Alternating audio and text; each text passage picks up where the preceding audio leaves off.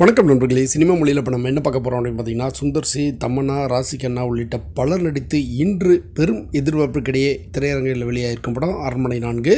இந்த படம் எப்படி இருக்குது அப்படிங்கிறது தான் பார்க்க போகிறோம். அரண்மனை, பேய், நகைச்சுவை ஆகிய அம்சங்களை மையமாக கொண்ட படங்களின் வரிசையில் சின்ன சின்ன மாற்றங்களுடனும் புதிய தீய சக்தியின் அறிமுகத்துடனும் வந்திருக்கு அரண்மனை 4. பழைய அரண்மனையை விற்பனை செய்யும் முயற்சியில் ஈடுபடுறார் சந்தோஷ் பிரதாப். அவருடைய மனைவி தமன்னா மற்றும் 2 குழந்தைகள் மட்டுமின்றி ஜமீன்தார் டெல்லி கணேஷ், அவரது பேத்தி ராசிகண்ணா ஆகியோரும் அந்த அரண்மனையில் வசிக்கிறாங்க.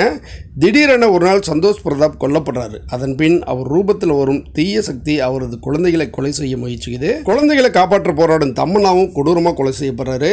அவரது கொலையை தற்கொலை என பதியுது காவல்துறை. செய்தி அறிந்து அந்த கிராமத்துக்கு வரார் சுந்தர் சி. இந்த படத்தில் அவர் தம்மன்னாவின் அண்ணன். அவர் அதுவரை திரைக்கதையில் போடப்பட்ட புதிர்களை விடுவிக்கிறாரு. 2 குழந்தைகளுக்கு தாயாக நடிச்சிருக்கார் தமன்னா. அதற்காக அழகை வெளிப்படுத்தி ரசிகர்களை கவர்வதில் படக்குழுவினர் குறை வைக்கல. அழகு மட்டுமின்றி ஆவேசம், பாசம் ஆகியவற்றை நடிப்பில் வெளிப்படுத்தி ரசிக்க வச்சிருக்கார் தமன்னா. இன்னொரு நாயகி ராசிகண்ணாவுக்கு வாய்ப்பு குறைவு. தமன்னாவுடன் ஆடும் இறுதி பாடல் காட்சி நிறைவு.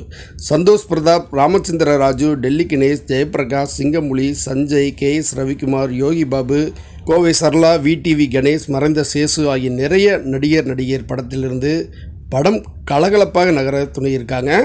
கூடுதல் இனாமாக சிம்ரன், குஷ்பு ஆகியோரின் நடனமும் பாடலும் அமைஞ்சிருக்கு. கிருஷ்ணமூர்த்தியின் ஒளிப்பதிவு கண்களுக்கு குளுமை, நெஞ்சத்துக்கு பயம். ஹிப்ஹாப் தமிழா சுந்தர்சியின் எண்ணத்துக்கு இசைந்து இசையமைச்சிருக்கார். தாளம் போட வைக்கும் பாடல்கள், பயத்தை தூண்டும் பின்னணி இசை ஆகியன பொருத்தமாக அமைஞ்சிருக்கு. வழக்கமான அம்சங்களுடன் இந்த படத்தில் பாக் எனும் தீய சக்தியை அறிமுகப்படுத்தி அதற்கு எதிரான போராட்டத்தை நடத்தியிருக்கார் சுந்தர் சி. உண்மைத்தன்மை, நம்பகத்தன்மை ஆகியவனவற்றை காட்டிலும் இந்த படத்துக்கு போனால் சிரித்து ரசித்து பொழுதை போக்கிவிட்டு வரலாம் என்கிற நம்பிக்கையை காப்பாற்றியிருக்கார் சுந்தர் சி. மற்றொரு நிகழ்வில் சந்திப்போம். நன்றி.